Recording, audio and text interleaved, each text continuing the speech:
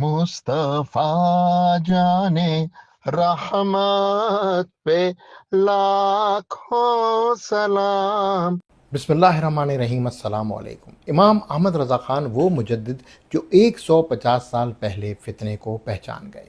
19वीं सदी का अख्ताम बर सग़ीर पर अंग्रेज़ काबिज़ है। मक्का मदीना अभी हिजाज़ की सल्तनत में है और आलम इस्लाम अभी इस ख़तरनाक फ़ितने से बेखबर है। लेकिन बरेली के एक गोशे में एक मर्द कामिल, एक मुजद्दिद, एक ऐसा फ़क़ी कलम थाम चुका है जो वक्त से आगे देखता है, 1.5 सदी आगे। ये कहानी है आला हज़रत इमाम अहमद रज़ा ख़ान रहमतुल्लाह अलैह की, जिन्होंने इस फ़ितने नजदिया को उसकी शुरुआत में पहचान लिया और बता दिया कि अगर ये फ़ितना ताकत पकड़ गया तो हरमैन शरीफैन की तक़द्दुस भी सलामत नहीं रहेगा। 18वीं सदी में नजद के रेगिस्तान से एक शख्स उठता है, मोहम्मद बिन अब्दुल वहाब।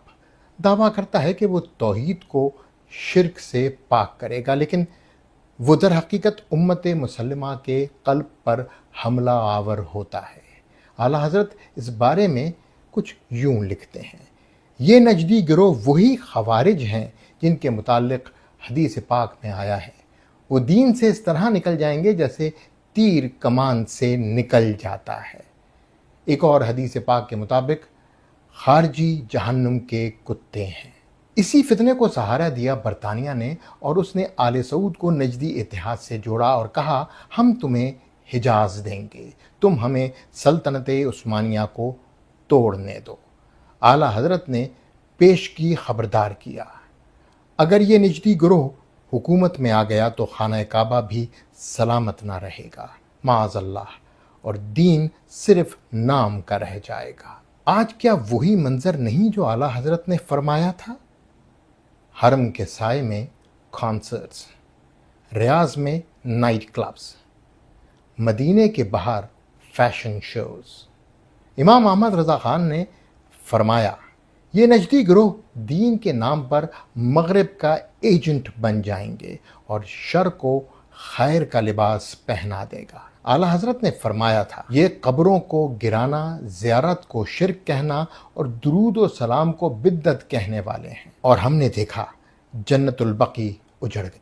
सरकार दो आलम सल्लल्लाहु अलैहि वसल्लम की वालिदा मुहतरमा की कब्र तबाह कर दी गई और इश्क़ रसूल को शिरक का नाम दे दिया गया। आज नजदी हुक्मरान इसराइल के साथ मुआहदे करते हैं, फ़लस्तीनी बच्चे खून में तड़पते हैं और हरमैन की सरजमीन पर मुकम्मल खामोशी।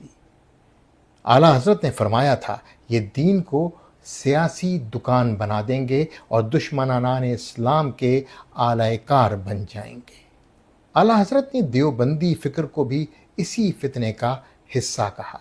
उन्होंने फरमाया, ये वही नजदी फ़िक्र है जो गुस्ताखी रसूल में मुब्तला है और औलिया की तौहीन को अक़ीदा बनाती है। इमाम साहब की बसीरत देखकर आज दुनिया महवे हैरत में है। कैसे अहले देवबंद ने इसी पाकिस्तान के ऐवानों पर कब्ज़ा कर लिया जिसके बनाने के गुनाह में ये शामिल न थे बकौल उनके, और आज ये पाकिस्तान में मुनाफ़क़त की सियासत की जीती जागती तस्वीर हैं। लेकिन इमाम अहमद रज़ा ख़ान की फ़िक्र आज भी ज़िंदा है।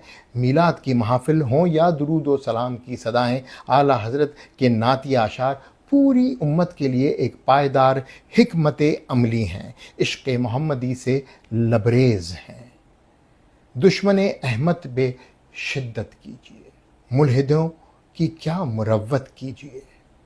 मसले फ़ारिस ज़लज़ले हों नजद में, ज़िक्र आयात विलादत कीजिए। गैज़ में जल जाएं बेदीनों के दिल, या रसूल अल्लाह की कसरत कीजिए। कीजिए चर्चा उन्हीं का सुबह व शाम, जाने काफिर पे क़यामत कीजिए। शिरक ठहरे जिसमें ताज़ीम हबीब, शिरक ठहरे जिसमें ताज़ीम हबीब, उस बुरे मज़हब पे लानत कीजिए। ये सब आला हज़रत की बसीरत का तसलसल है। आला हज़रत सिर्फ़ एक फ़क़ी नहीं बल्कि इस्लामी बसीरत के امام تھے جنہوں نے ہمیں 150 سال پہلے ہی بتا دیا تھا کہ نجدی فتنہ صرف دین کا دشمن نہیں بلکہ امت کی وحدت کا قاتل ہے، اور اس کا رد ایمان کی بقا ہے۔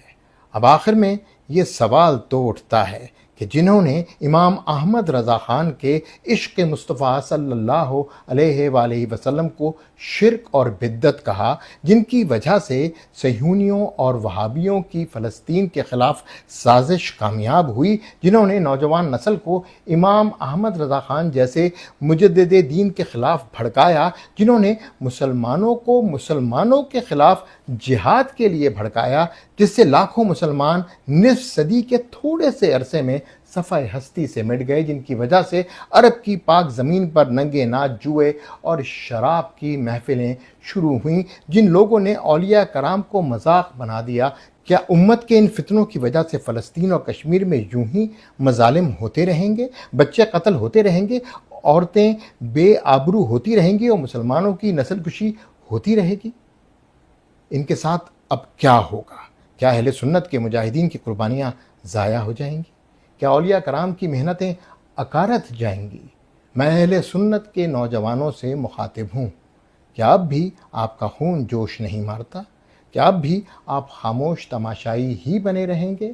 یہ وقت ہے علماء اہل سنت سے سوال کرنے کا کہ انہوں نے اعلیٰ حضرت کے نام پر اپنی دکانیں چمکائیں اور آج اپنے الگ الگ دسترخوان لیے بیٹھے ہیں۔